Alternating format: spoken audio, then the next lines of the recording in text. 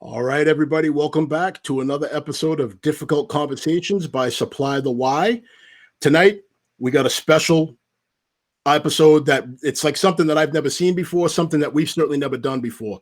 So the response from last week's show, season 3, episode 7 with Chuck DiChiara, which was police reform based, the response was so large that I decided to go back, rethink it, and put together an all-star panel of some of the greatest minds in police work in Massachusetts that we have that are still on the job today. So what we're going to do is I'm going to bring people on. We're going to start with some of the things that we think that we're already doing, and then we're going to go from there. The whole point of this show tonight is to give you, the public, a view as to what kind of input police might have had if we were involved from the beginning with the inception of this police reform bill. It is something that you deserve to see, and it is something that I believe the public transparency, and they want to know how these decisions are being made. So we're giving police a chance to give their piece, even though, again, we weren't really included from the outset of this. So without further ado, let me bring on our first guest of the night. The first guest tonight is Timmy Cohoon. So Tim is an executive level police officer. Tim, why don't you tell everybody about yourself, and please, and welcome to Supply the Why. Dean, thanks a lot for having me, and the other panelists that they'll soon see.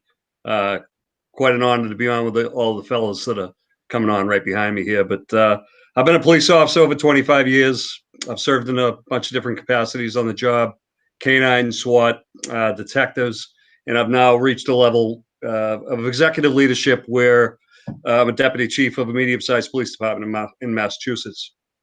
And I think tonight, there'll probably be a lot of cops watching, and I'm sure there'll be a lot of people in the public watching. Hopefully we can clarify some of the issues that I think cops may not have all of the details of the reform bill. And frankly, I don't know that any of us do, because there's a lot of things that are misunderstood. And frankly, there's a lot of things in there that we won't know how it's going to shake out until it really takes form. So there's a lot of strong emotions involved in this, and hopefully we'll be able to shed some light on that. And, I'm happy to be here and happy to be part of the solution with you, Dean. What you do is fantastic. We need to have more of that. Well, I appreciate that, Tim. You and I, we kind of met in kind of a different way. One of the things you left out is, don't you also have another role outside of the police department where you oversee a tactical team, or you're one of the big wigs on a tactical team? So I share those duties with two of the best in the business as a team commander. And since my promotion to deputy chief, recent promotion to deputy chief in the last 8 or 9 months, those guys have been bearing more of the burden than I have. So, but yeah, we have a 60-man regional SWAT team that I've been a part of since, over 20 years. So it's something that I love and have a lot of passion for.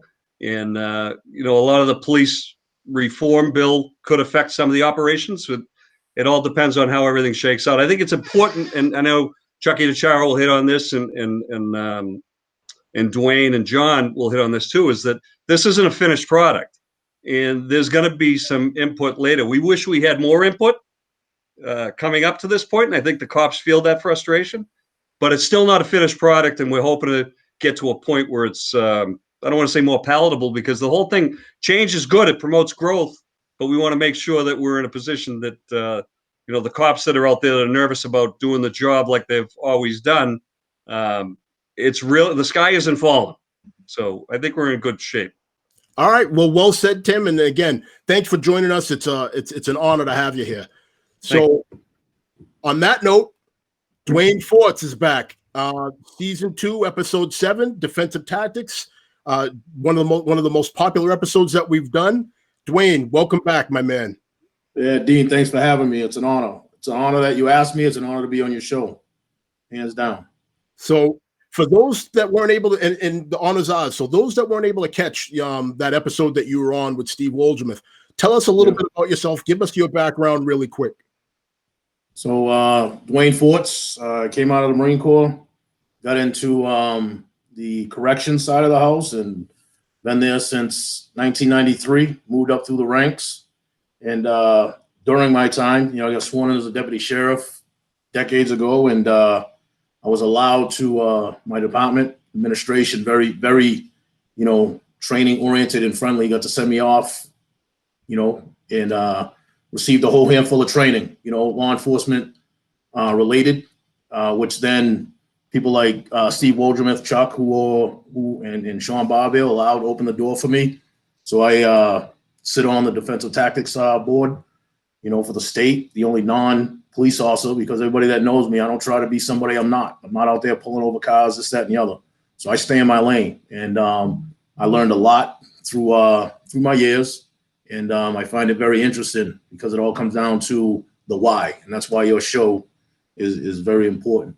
And that's me in a nutshell. Well, I appreciate you taking the time out to be here. Lord knows you are a guru in the defensive tactics world, and you have a lot to offer, which is why you are a part of this panel. All right. So kudos to you. So without further ado, let's bring back a guy. It seems like he's spending a lot of time here. I think my wife is starting to think that there's something going on because I've been on the phone with Chuck a lot recently. Chuck, welcome back, man. 2 weeks in a row. My pleasure to be here. Is your wife asking why all the defensive tactics instructors have their heads shaved? Is that like a thing? But anyways, yeah, I'm psyched to be back. Last week was really good. I didn't know how it was. I didn't know if an hour was going to be a long time, but I felt like we just started talking, and then I felt like we could have gone 2 more hours. So it was a great show last week. I feel like it's a privilege to be on here, and I enjoy talking to non-law enforcement personnel, and I also interested to talk to some of my police officer family out there that are nervous about this bill. So I'm looking forward to it. Great group you got. Well, outstanding, Chuck. I'm glad you could be here as well. One of the biggest pieces of feedback that I got from all over, like we talked about earlier, there was somebody from Australia that was on the show. We had people from California, people from the Midwest. People are dying for transparency. They want an open and honest communication, and that's police officers as well as the general public. So that is what we gave them last week, and that is the goal of this week. It's not necessarily to win the conversation. It's not to say, hey, we got all the answers here, because we don't. There might even be times during this show where we all don't agree on something, and that's perfectly fine. That is what the decision-making process is supposed to look like. It's not supposed to be groupthink, where you come in, one person says something, and everybody just says, I agree, and then that's the end of it. That's not how complex bills are supposed to be put into place. So it's nice. Nice, you got that from the admin personnel. You got supervisors, high-end supervisors, and patrol guys. So hopefully we can kick around the stuff at all levels. I certainly hope so. We have every level of law enforcement covered, including this one. So our fourth panelist is a man that I met back in 2006, back during the dog days of the old Lowell Police Academy. And I already told this attorney, John Scheft, I already told him that when you are in that capacity and you are in week 1 or 2 and, nobody knows your name and you're just getting yelled at no matter what you do. And then you have the chance to, when you're done with your PT and you're done with that discipline part of your day, to sit and learn from somebody who makes class so fun and so interesting and breaks things down into all the little minutia that anybody could understand how to apply criminal law and criminal procedure. That's Mr. John Scheft right here. So Attorney John Scheft, thank you so much for coming out and being with us tonight. You're welcome. The lawyer is here, right? So John, can you tell everybody a little bit about you and what you do beyond what I just said? Sure. Real quickly, I'm a former prosecutor, and I always joke I went to the dark side. I did defense work for a while, and I'm really glad I got to see the police officer work from both sides, prosecuting and defense. And pretty much I've been training police officers really since 1994. My company's called Law Enforcement Dimensions, and I teach at every level: recruit, veteran, specialty, command. And I've just been fascinated to be in the world of law enforcement and helping people, I hope, do the job. Oh, there's no hope about it. Like I said, it's you were one of the greatest instructors that I had. And Thanks. Again, I know that if us as police officers, we can benefit from your knowledge. I know that the general public, the people that aren't on the job that are watching this, and I hope there's a lot of them, you can maybe help bridge the gap and help them understand where some of these concerns come from. So let's get into it. So the police reform bill has a lot of different components to it. And like Chuck and I touched upon last week, we don't really think it's sky is falling time because a lot of that is things that we're already doing. So one of the things that we're already doing, and that's been talked about in all different aspects of police training, is de-escalation. So Right. can you talk a little bit about the de-escalation piece in the bill? Yeah, so absolutely. I mean, ever since I've known officers, especially Chucky, Tim, I've seen them teach, I've seen them do their thing, and officers learn to de-escalate.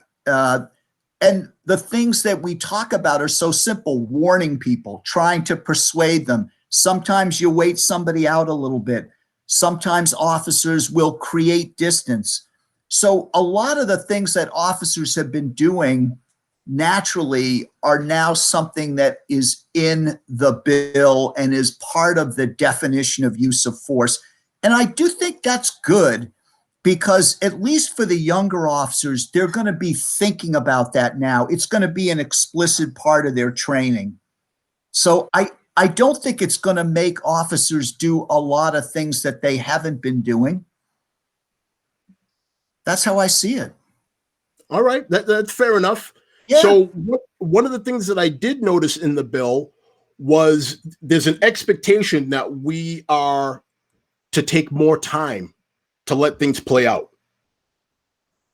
Right. So can you tell us about the example? You gave an example because, again, I've had so many of your classes and I've heard so many of your tapes. I could hear the sarcasm in your words when you wrote them out. You gave an example about when that might be problematic. Can you talk about that a little bit? Yeah. So the standard is, de-escalation. Have you tried it and has it failed, or is it not feasible? And if you look up feasible, it basically means capable of being successful. Mm-hmm. So again, I use this example because at no point is this going to get ridiculous, where if you show up and somebody's drunk and they're screaming and they're on somebody else's porch and they're insisting it's their home, you're not going to let them go on for an hour or 2 hours, right? At a certain point, you're just going to step up and say, come on, let's go, buddy, right? Because clearly the homeowners, policing is always a balance. One of the things I get a little bit concerned about is I always see this in law enforcement. I'm old enough. The pendulum is always swinging back and forth. So, in the old days, it was just, screw the suspect. You can do anything. It's all about the victim. And now we've kind of gone to the other extreme where it's, everything's about the suspect. Everything's about the person we're dealing with. And, the public, right? The public has to be protected too. We've got to balance it. I agree with you 100% on that. So I'm going to go to Deputy Chief Cohoon on this one. So let's talk about it from an executive standpoint. So how did this create kind of like a damned if I do, damned if I don't situation for you, Tim? Like if this is something, for example, we're supposed to wait people out, which I think the expectation, whether we like it or not, is going to be to allow more time for these things to play out. If it's not obvious that there's going to turn into a physical situation, people are going to want us to wait it out a little bit more. So let's talk about this 3 a.m. in the morning. I got somebody screaming on my front porch. If we take decisive action against this person who decides that, hey, I know my rights. I know you people are supposed to try to wait me out, and I'm going to sit here and I'm going to force the issue, and we don't take them into custody right away, and now this goes on for a couple hours, versus if we do arrest them, and now this person turns around and says, well, hey, wait a minute. You were supposed to call a clinician. You were supposed to wait me out. Either way, it seems like somebody at the executive level of an organization is probably going to get a phone call. So could you talk about what that might be like? Yeah. So, I mean, at the end of the day, we're going to have better definition on exactly what they want in this bill, right? Because we have to be able to still do our jobs. We don't forget the people who are in that neighborhood in this example have rights as well. And they have right to, they have the peace of their neighborhood. So they're going to have expectations of the police officers and what they need to be doing. And with regards to de-escalation, I mean, every good cop has been doing that for dozens of years. I mean, that's been going on as long as I've been a police officer. Different names do it. But to more to your question, if that comes to us, we're going to look at it like a reasonableness standard, right? Mm-hmm. And that's the only thing that we can really rely on when we're trying to put yourself in the shoes of that police officer, put yourself in the shoes of those neighbors. And if they end up having to go hands-on with somebody, as long as they've tried to de-escalate that, as long as they've made some attempts of lesser uses of force or no force, or just trying to get somebody off that porch, then I mean, would it be reasonable now to go put your hands on somebody to bring the peace to that situation? I would think it would be. There's a lot of things in the bill that don't have clarity with regard to definitions, and I think those are the things that we need before we can really make we're kind of putting the cart ahead of the horse, because we don't know how this is going to play out on the street yet until there are some decisions, and that frankly gives cops a little bit of trepidation, and I don't blame them, but I think we'll get there, Dean. All right, fair enough. So with that in mind, I'm going to bounce over to Dwayne. So Dwayne, as an instructor, as somebody, and I know that you work 7 days a week. I mean, I see you're instructing, you're always teaching something. You are a consummate teacher. How is this going to affect the way that you are teaching new cops? And when we have our annual in-service, that you are ingraining this new way of doing things with veteran cops, if it's even a new way of doing things at all in your eyes? It really hasn't. It really hasn't been a change. And with the new reform bill, it's still in its adolescent stages. It hasn't even been born yet, to be exact. And with that being said, de-escalation, like, what is the definition of de-escalation? It's the reduction of the intensity of a conflict or potentially violent situation. So in the training aspect of it, as long as the officer or officers are lawfully situated, and what does the law say about the law? And Mr. Scheft can correct me. I'm not an attorney, but to regurgitate time and time again, and what I heard is that officers may use any amount of force that is reasonable, given the totality of circumstances. With that being said, as long as the officers are lawfully situated and the force is reasonable. However, if the officers aren't lawfully situated, then any amount of force that is used is going to be deemed excessive, unnecessary, because it's not consistent with the law. So the example that Mr. Scheft gave about 3 o'clock in the morning, that's a good example. Like, how long do you let something like that go on? De-escalation, this is nothing new at all. And Chuck's going to come on and hopefully, he echoes it again. The sky is not falling. The sky is not falling. Situations change. We just got to change the situation. I agree with you 100%. And as far as, like the definition, so that's great that you have definitions, but I know there's a lot of concerns amongst police officers as far as how is this going to be applied? Now, is there going to be some sort of universal training for the people that are going to be working at the post? And for those of you that aren't familiar with the term post, it means peace officers, standards, and training. So most other states have a post system. Massachusetts, we have the MPTC, which is the Municipal Police Training Council. So they are also there's going to be a post system that's going to go into place, I believe, July 1st. So people are going to be looking for definitions when we teach. So Chuck, this is a natural transition to bring you in. People are going to be asking you for definitions. How are we handling that? And how are we going to be putting people at ease about that things aren't really going to change? If you're a good cop going out to do the right thing, how is that going to play out? So what are you going to talk about in your classes? Yeah. I'm with Dwayne. There's not going to be a ton of, it's not going to be reinventing the wheel. We're going to teach what we always taught, but we just kind of find some ways to put it out there. Maybe teach de-escalation. Into the, I know people that aren't police officers think of de-escalation as maybe some verbal judo or some verbal wizardry. It's not. De-escalation is an outcome. So I think we go back to teaching police officers that let's try to look for a peaceful outcome, and let's try to use good tactics to help us do that. But I think what you're going to see across the state is it'll be mandatory. We'll roll out a bunch of de-escalation classes just so everybody understands this is a definition of de-escalation. This is when you have to use this. This is what tactically feasible means. There's obviously some play in the word de-escalation because it's very subjective. Like I might think warning somebody 3 times while I'm in uniform, and warning somebody before I tase them, I might think that's de-escalating the situation, and you're a sergeant and you don't think that I use proper de-escalation. So there's going to be some subjectivity to it. And I think at the end of the day, police officers will play by the rules 100%. We just kind of right now people are nervous right now because we feel like we don't know what the rules are. So I'm a patrolman for life, 33 years. So I'm not a supervisor.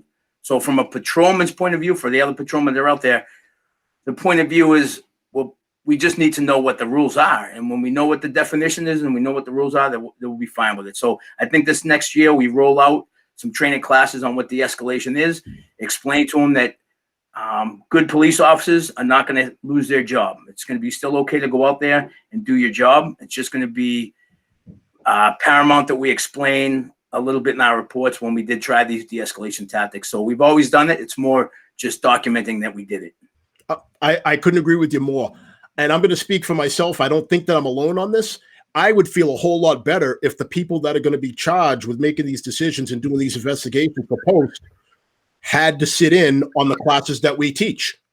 That way, A, they know what's being taught, and B, they have a realistic expectation as to how these things typically play out in the real world, as opposed to, say, reading a book about it, or I stayed at a Holiday Inn Express last night, now I know defensive tactics and use of force. You know what I mean? So it can't be that. That's what we're looking to do with the MPTC over at the Training Council is when they do have this post. I mean, as far as I'm concerned, I'm not even sure if the post commission has been picked. So when they do decide who's going to make these decisions, I think it's paramount. We do have really talented instructors in the state. So I think it's important that when they do put this post committee together, they go through some training and they understand the way the police officers are taught and trained in this state, and that they hear it from the subject matter experts in the field in Massachusetts, because we do have those. So I think they probably have to go through some training. I would hope, or I would think that would be reasonable for me, that they would get some training before they decide what's reasonable and what's not reasonable. All right, well said. So let's hit the chat. The chat's lighting up, as I'm sure you can imagine. So John Encarnacio says, the problem is many times we law enforcement are being judged by inexperienced individuals who have a different idea of what is reasonable. For example, shooting a suspect who has a knife. So inevitably, this was going to turn into use of force. So John, I'm going to bring John back on for this. John, touch upon that, and then there's something else that was in the chat that I feel like we need to touch upon before I throw it back out to the rest of the panel. So what is your thought on John's comment? Well, I agree with him, and it's very interesting. I think policing now is sort of like a restaurant. Like everybody thinks they can own a restaurant. You know, everybody sort of thinks like, well, I know how the police should interact with people, and I've had experience with the police. But I'm going to tell you something really surprising. And the guy who did this research is Chuck Wexler at the Police Executive Research Forum. And one of the things that's fascinating is, believe it or not, civilian review boards overall have been more lenient for police misconduct than internal affairs units. And I know you're thinking, John, that's crazy. I think it's outstanding. Please tell me more. But it is true, because what happens is the citizens who sit on these boards, they end up learning about police training. They learn about police response. They see how hard it is. Hey, I'm a guy who's, shot somebody with a stapler during range 3000. I think there is going to be a need to get citizens who serve on this commission to sort of understand the world that police officers inhabit, what is reasonable, what isn't. But I have to tell you, I also think there is a place for citizen input into law enforcement. I think police today are better because they listen to citizens more. I don't think community policing is just window dressing. I think in some departments, when it's really done with sincerity, it produces phenomenal results. So I see this as maybe being positive. I really do. I know people are afraid of it, but I think it'll be okay.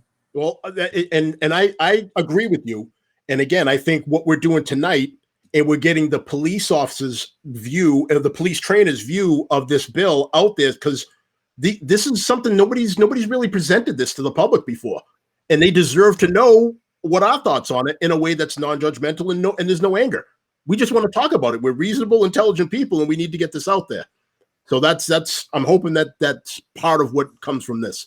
So this is a perfect time to transition to a phenomenal question that I knew somebody was going to ask, or a or I should say a request, is to please get John to speak about qualified immunity and what it is and about the proposed changes.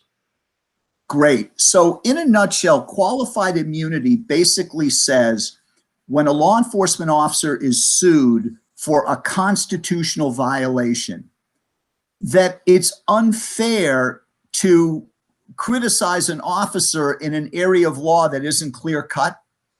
So I'll just give you an example of a case very quickly. So an officer I know, she responded to a call. The neighbor had said, oh, my neighbor's door is open. And she ended up looking around the house. And then she went into the house and she found a huge marijuana grow. But she went into the house to see if the neighbor was okay. Well, he ended up suing her. So it went to federal court, and federal court basically said, this officer has immunity because this is an issue that judges argue about for months. So it's unfair to say that she violated this guy's constitutional rights. She behaved in a basically reasonable way. I think qualified immunity, honestly, is overrated. The issue to me in police reform was really use of force. That's what we've been talking about.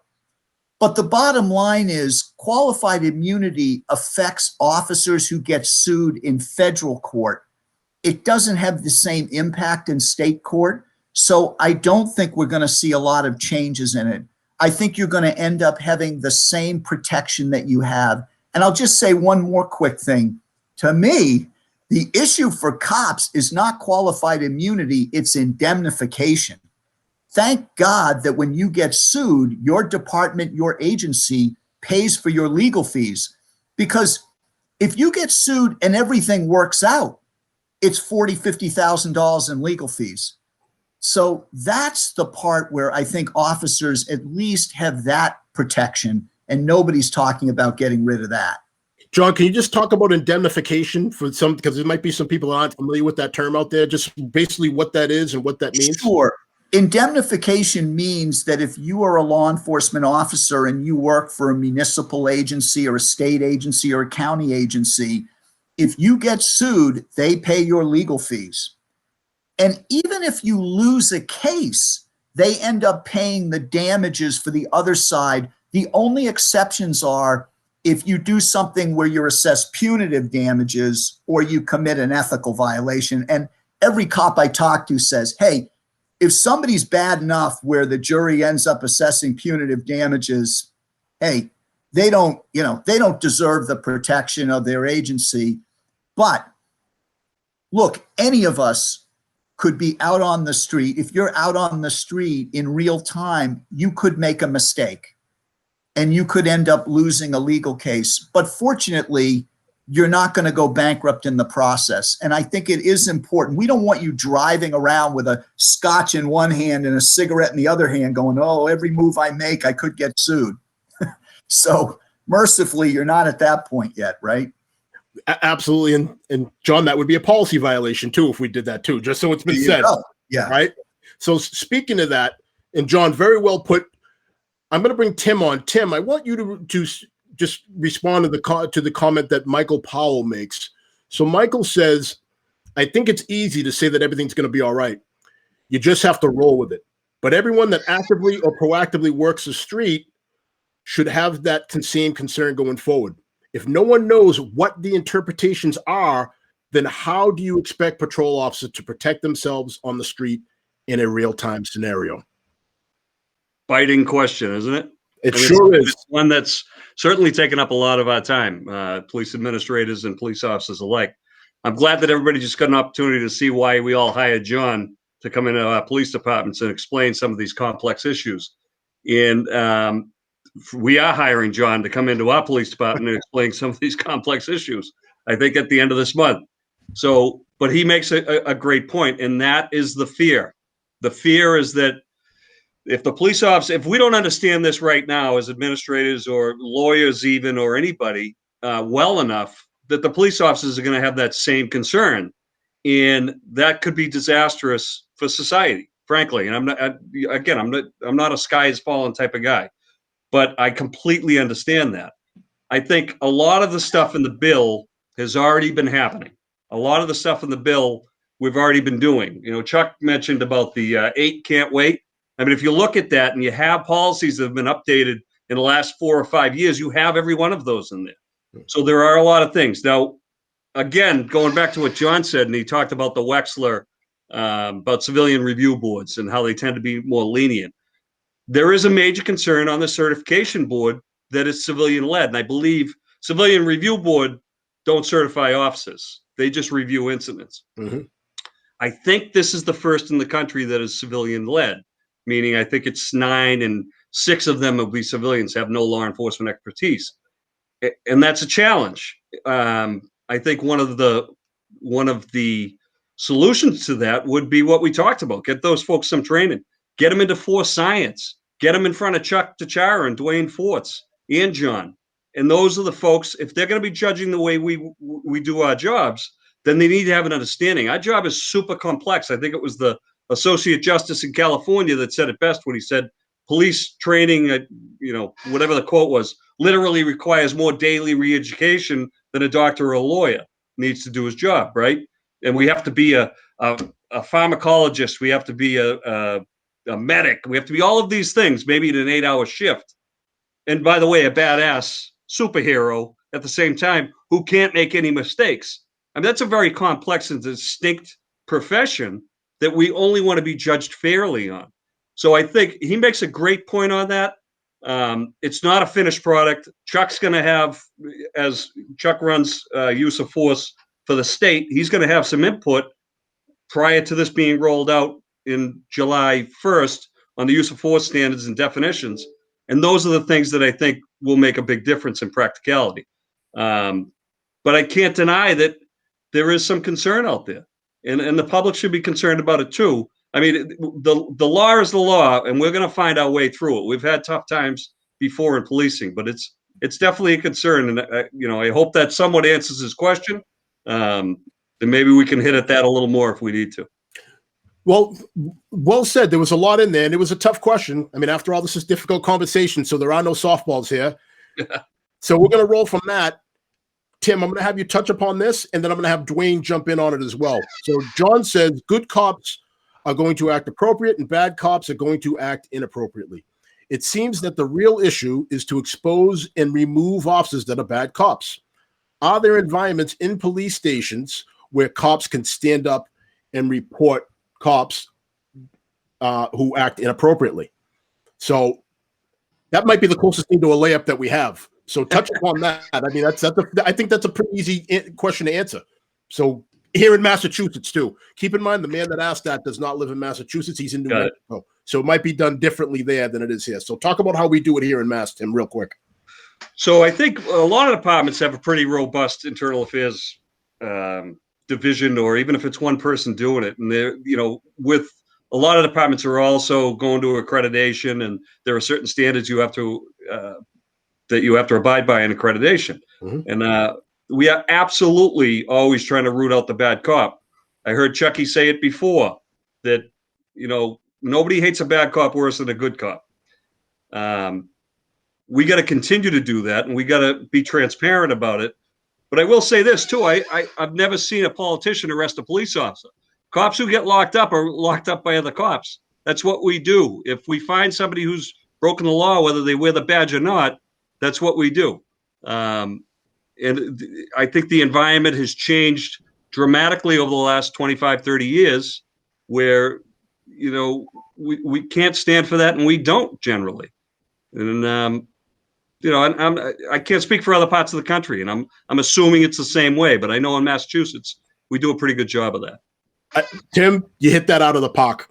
So that was a perfect answer. Dwayne, I'm going to have you piggyback that if you have anything to add on that, because I know you are in corrections, but it's the same thing. I mean, you have standards and trainings in your agency as well, right? So what do you do when something happens like that? Well, it happens, and it starts in the beginning. It starts with the whole hiring process. That's why they have interviews.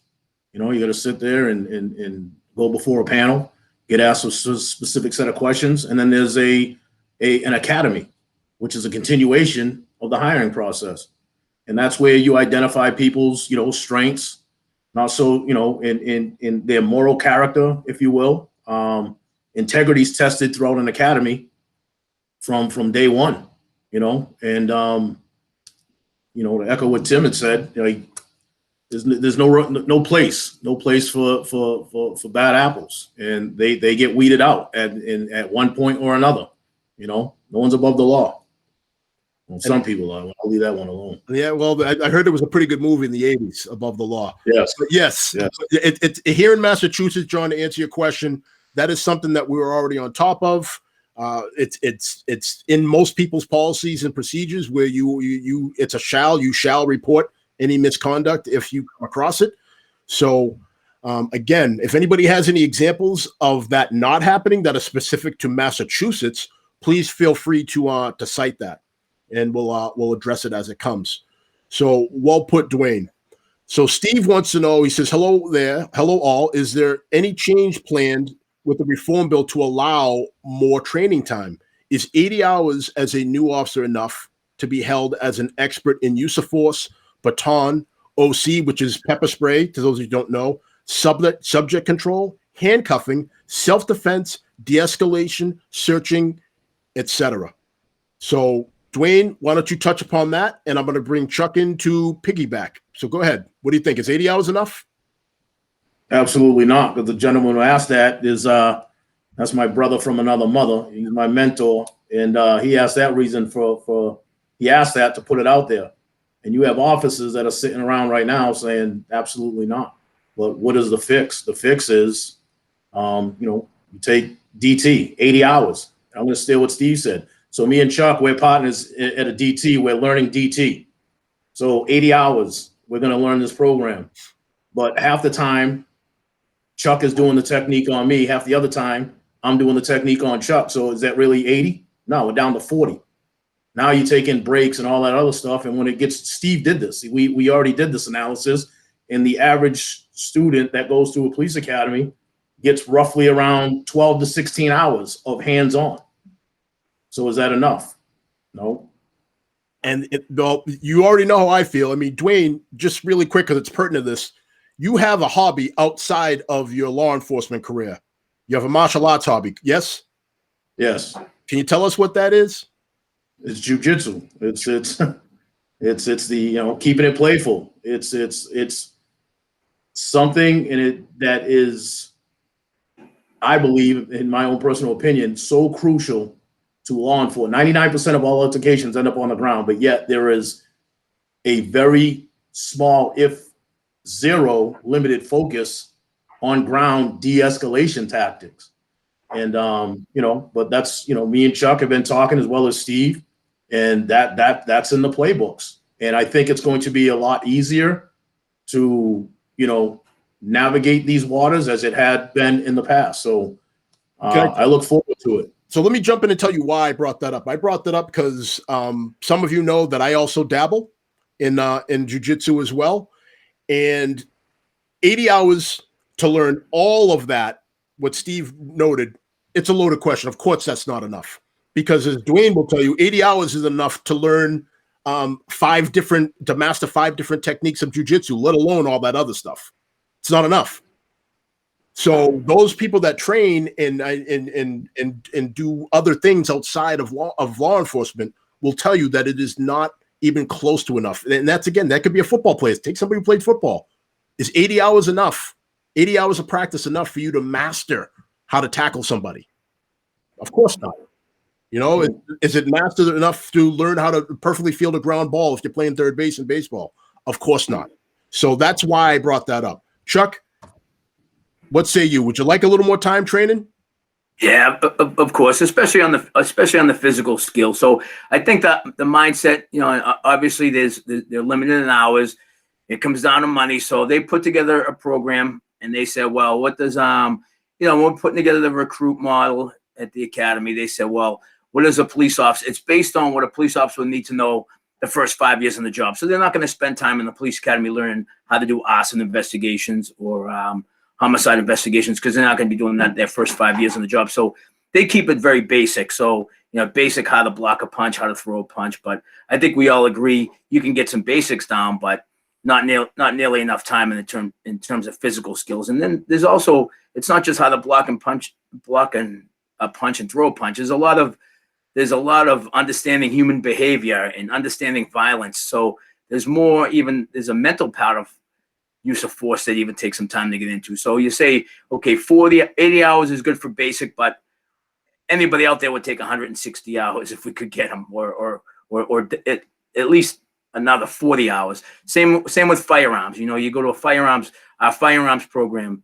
is very good for basics. It teaches basic marksmanship skills, how to do a combat reload, how to do a attack reload, how to clear a malfunction stage 1 and 2, and that's about it. It's not really training somebody to be a gunfighter. So you say 40 hours gives you the basics, and then you probably need another 40 hours to learn how to win a gunfight, but the hours aren't there. So I always think physical skills, it's almost like they expect the officer is going to graduate from the academy, and a lot do. I mean, you do, Dean, and Joe, Wojo does, and I do.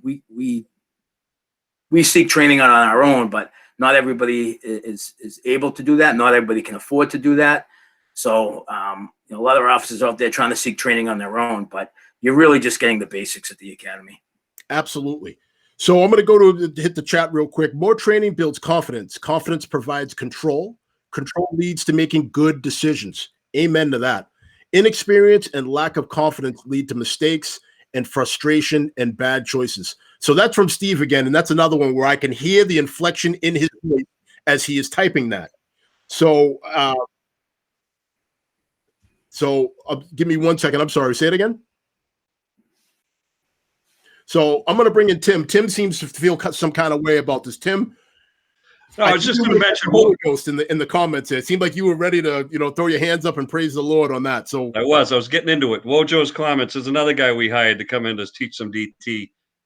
Fantastic police officer, retired recently, correct? Yep. Yeah. Recently retired, yes. But I believe it was, and I'll probably get the comment wrong, but a high school wrestler has more training in combat than a police officer may receive in his career. Wasn't there? I thought it was Wojo that said that. I could be wrong, but there's something in regards to that. And if the training time is always going to be. Tim, I think it was Dwayne. He said any high school wrestler. Any high school wrestler. I mean, that should tell you right there that the guys, the amount of training is just dismal. But it's a reality because it's budgets, and there's so many things that you need to learn, and there's so many things that you need to be trained on and be proficient in. And guess what? If you make a mistake and you've been trained on it, then you're going to be held accountable for that. So it's a very difficult and complex profession, and we need the folk. Like cops don't mind. Again, they'll say it again. They don't mind being judged on their actions as long as it's a level playing field, and that's what we're striving for. All right, Dwayne, talk a little bit about the training aspect. I know that's something you're passionate about. Yeah, Deputy Chief Cohoon was absolutely right. But it's not just a high school wrestler. You take any high school athlete from freshman to senior year, one sport, the amount of practice and time that they put into that, field hockey, baseball, tennis, golf, name the sport, freshman to senior year, they will put in quadruple the hours that any police officer will in training for a 20-year career. A high school athlete, 4 years. A police officer, 20 years, will not even come close to the amount of training hours that will put in. And I'm talking about the physical skill. And that's that, and with real quick back to, jujitsu. With jujitsu and law enforcement, there's this misconception about jujitsu is about, submission and chokes, and the whole aspect of jujitsu is to build that level of confidence in which you are so confident and capable of your abilities that the last thing that you want to do is go hands-on. And when you do go hands-on, you have a knowledge. It's not, use of force, as we always talked about, doesn't look good. It doesn't look pretty. But when you have officers on the ground who are unfamiliar with controlling somebody on the ground, well, then that's where you get the tugs, the pulls. You're pulling left, I'm pulling right. Someone's trying to get everybody's getting pulled in different directions. Now fatigue sets in. And when fatigue sets in, then that's when basic instincts turn in. So I see a rib and now I just throw a shot because in my mind, I just want to stop this. But realistically, the person is actively resisting. And you can't teach striking when somebody to the letter of is actively resisting. So with jujitsu in the law enforcement arena, it's and back to the repetitions too. 10,000 repetitions. That's garbage. That's old school. It takes anywhere, it's 400 repetitions. 400 repetitions to get synapses in the brain. Realistically is when you keep it playful. When I talk about when you have an emotional connection to that technique and you realize, wow, this works, is no different. How many times are you going to touch a hot stove? Once. Why? Because it burnt. You know better not to go to that stove. When you do a technique and you embrace that technique and you know that it works, that's synapses in the brain and you're going to connect to it. I'm all about that. And I'm off my soapbox. Hey, it's all right, Dwayne, because people need to hear this. This is the peek behind the curtain that actually, you know what? This isn't even a peek behind the curtain. We're ripping the thing open and we want to show people exactly what this decision-making process should be like with people that are experts in these given disciplines. So well said. So I'm going to bring John back on. So John. Yeah. So obviously de-escalation, because the chat is going crazy with de-escalation questions. All right. Yeah. So Michael wants to know, well, he's saying that de-escalation is nothing new. We've had it for years. It's what they called warning, verbal judo, nonviolent crisis intervention, tactical communication, and now it's de-escalation. So cops have been de-escalating for years. All right.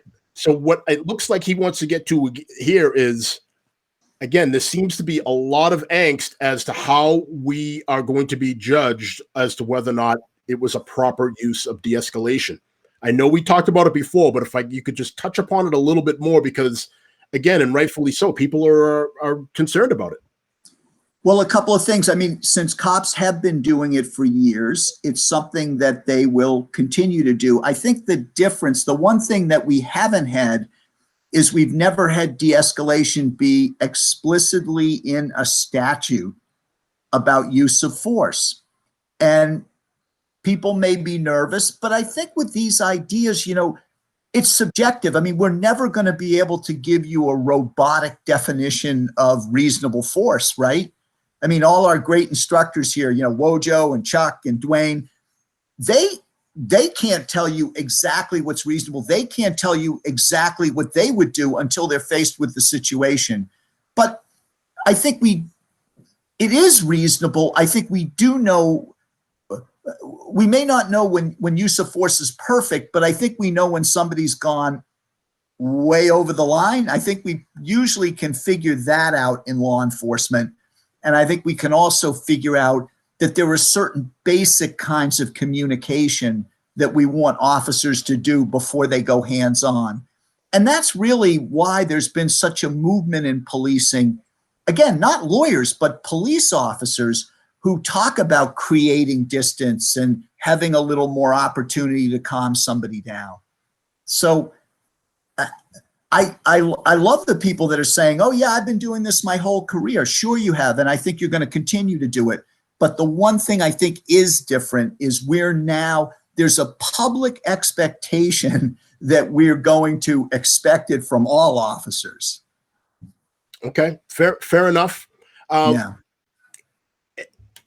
I think that it's a little bit of people being influenced from what they're seeing happen in other parts of the country. Every show that I do, I always say, this is it. Our lessons and the whole tenets of difficult conversations can be applied to any place.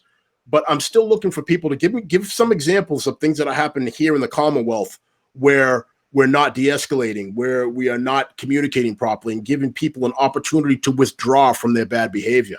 And I'm just not really seeing very many examples of that. It's turned into a bit of an unfair situation. Actually, it is an unfair situation where we are being held accountable for things that are happening 1,000 miles away from where we work. Yeah. So I just wanted, maybe John, if you had any thoughts on that, and then we'll get Chuck involved in this as well. I think one of the hard things in law enforcement is the bad national case is something that people assume is happening in their own community. And there isn't evidence that George Floyd is happening here. but that's what people look at, and that's what they react to. All right, fair enough. So, Chuck, Timothy Joseph wants to know, did you see chokeholds eventually being revisited in the reform bill for officers? Most departments have weapons of opportunity in their policies as a last-ditch effort to save our lives. I can't believe we could use a pocket knife to stab somebody to save our own life, or hit someone with a flashlight but not use a choke. If we did use a choke, we face termination or possible criminal charges. So we talked about that last week, but again, this is on people's minds, Chuck. So if you could talk about this a little bit, John, if you feel some sort of way about something Chuck says, please have a little volley. So go ahead, gentlemen. Okay, so with chokes, this is one of those areas of the bill that I go home and drink in the dock over, because the de-escalation part doesn't bother me because I think we've always done it. The chokes is just I think at the end of the day, some of these things are gonna be nobody wants to be case law. Nobody wants to be clearly established case law, but it's probably gonna happen. So right now the deal with chokes is, I'm gonna read you the definition right from the bill on chokehold. Okay, chokehold defined: the use of a lateral vascular neck restraint, carotid restraint, or other action that involves the placement of any part of law enforcement officer's body on or around a person's neck in a manner that limits a person's breathing or blood flow with the intent or with the result of causing bodily injury, unconsciousness, or death. So that's the definition. And there's even some play in the definition. So this got kicked around back and forth. Police departments fought this because at the end of the day, the law is the law. So a police officer can use deadly force, immediate defense of life, self-defense, defense of another, life in peril, life in immediate danger. So because of an incident that happened in Minneapolis, everybody loses their mind about chokes. Is chokeholds a problem in the state? No, there's not one single case, and I've been doing this for 33 years, that I've seen where a choke was an issue or a cop strangled somebody. But it's an issue now because it's the sexy topic of the day is chokeholds. So they really, no matter how much we push back with the unions and with training to explain that police chokes have always been technically banned. And by banned, same thing. It's subjective. Banned to me means we don't teach them, we don't train them, they're not in the policy. So they're essentially banned. Okay. However, like the caller had wrote in, when a police officer's life is in danger, then deadly force is not tool specific. If I have to fight to save my life or somebody else's life, then deadly force is not tool specific. It doesn't have to be a firearm. So chokes are not taught and they're not trained, but if your life was in peril, you could use a choke. That's the way it's been for years. And most departments that have tools of immediate opportunity in their policy, that's kind of what it's covered under. So now Chuck, can I just jump in real quick? Just want to throw this out there. The way that's written, it reads to me like a headlock could now be thrown in there, because if you think about it, a tight headlock restricts your breathing some, and it could cause injury. I mean, it could wrench your neck. So now the standard old school headlock could get lumped into this if the wrong person was applying this. So just want to throw that in there.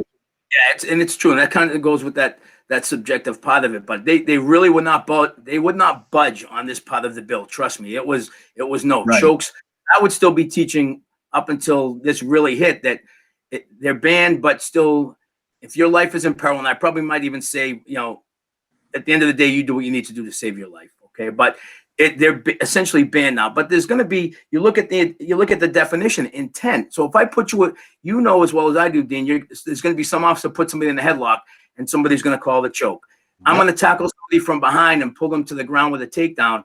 And because my hand placement is up underneath their shoulder and neck, someone's going to call the choke. So these are some of the things that they do worry me a little bit. But I think at the end of the day, I still think we're going to be okay, because it's not a choke. So when you look at the definition, we just have to make sure officers are explaining it wasn't a choke and what their intent was, i.e., I intended to reshift my body weight or gain leverage. So I think that chokehold, there has to be some intent that you're trying to tap the person out as well. So I think we need to understand that. All right, good point, John. Any response to that? Yeah, I think people really reacted to the Eric Garner killing in New York, because he was somebody who was choked and he ended up dying. And the issue with Eric Garner too is it was such a minor offense, selling untaxed cigarettes. And I think that also really just galvanized people to say, no, we can't allow this under any circumstance. I have to say it is an area where the statute is really clear. It says, no chokeholds, period. But I do agree with Chuck. I think when an officer's life is completely at risk and there's no alternative, we've seen cases where courts and other bodies have respected the decision of the officer. Because, of course, if you're desperate, it's the same thing we go through with warning shots. Some departments say you can never fire a warning shot. Some departments, Boston's policy says you can't fire a warning shot unless there's no other way to convince a potential attacker that you mean business and you're going to shoot. So I think chokes are another area where it's just it's just the third rail for public critics of the police, that this is the standard that we have ended up with in the law. And I'm glad you said that, because at the end of the day, I know that we're saying that we're all going to be fine and police officers are going to be fine in the long run. And I get that. And you know what? I believe that too. Because eventually more people in society are going to realize that they need us. You need police officers. If you didn't have police officers, it would be absolute chaos out there. But I think that we also need to validate some of the fears that people have. Like, we can't just brush it off and say, hey, you got nothing to worry about, kid. Get back out there and handle your route. I don't think that we can be doing that as leaders either, because Right. Again, I spoke about this last week. When I first started 16 years ago, you had to worry about physical survival on this job. And you had to worry about, maybe 10 years ago, there was a big push to start worrying about emotional survival on this job. Hey, everyone. Just wanted to circle back with you after the way the show ended last night, where we got cut off due to the storm. So the point that I was making when I got cut off was there are three main areas that police officers have to worry about where their overall survival and well-being is something that needs to be taken into account. So the first one that I started talking about was physical well-being. That's the obvious one. That is the process of making sure that you make it home at the end of your shift. That has always been one of the golden rules of police work. The second one is emotional survival. And that is something that has been pushed very heavily in the last 10 years, where no longer is it acceptable for us to expect police officers to just suppress our feelings, suppress what we hear, smell, taste, and see. Because I'm sure you can imagine, it takes a toll on you after a while when you have many, many years of dealing with people on the worst days of their lives. And in some cases, it means that you're seeing a lot of finality of lives, and that can be tough to deal with. So that's the emotional piece. And the final piece from there, which is something that's relatively new, maybe the last 4 or 5 years, it's really picked up, is financial survival. So financial survival is the component that takes place when you are being sued in civilly for actions that you have taken that may or may not be well within the scope of your training and experience. So, basically what that means is you could do something which you were trained to do when you went through, it was something you were trained to do when you went through your academy and your training.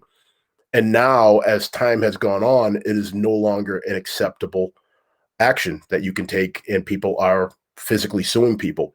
I thought that Attorney Scheft made a great point last night when he spoke about the indemnification of police officers, meaning that you are indemnified by your municipality. So if you are sued, and even if things work out as bill for $40,000 or $50,000 in the hole legally, and that would be too much to bear for most police officers. I know it would be for me. So having that indemnification from your town kind of it ensures that you have set that financial survival piece that I was talking about, and that's something that's very real, and it's something that a lot of police officers worry about, and rightfully so. So hopefully you got a lot out of this show tonight. It was something that that I feel needed to happen. If you took the time to watch this show, share this show, like this show, then you are a part of history in Massachusetts, because this has never been done before. There's never been an open forum in which you have real police officers and real police trainers sharing their thoughts on changes and how those changes are to be implemented and how they affect police officers, how they affect the people that train police officers, and ultimately how they affect you, the citizens. So if you like this episode or any of the other episodes, please subscribe to any of our social media platforms. You can see them at the bottom of the screen. Please like, please share, please comment. The more you do that, the more you help us get the word out there, the more we can keep having these difficult conversations for the purpose of just making everybody a little bit better. I'm going to leave you with a quote that I recently heard from another podcast, a gentleman named Kwame Christensen, and he says the best things in life reside on the other side of difficult conversations. So I want you to take that with you, and we'll see you back next week for another episode. Good night, everybody. #Supply the Why.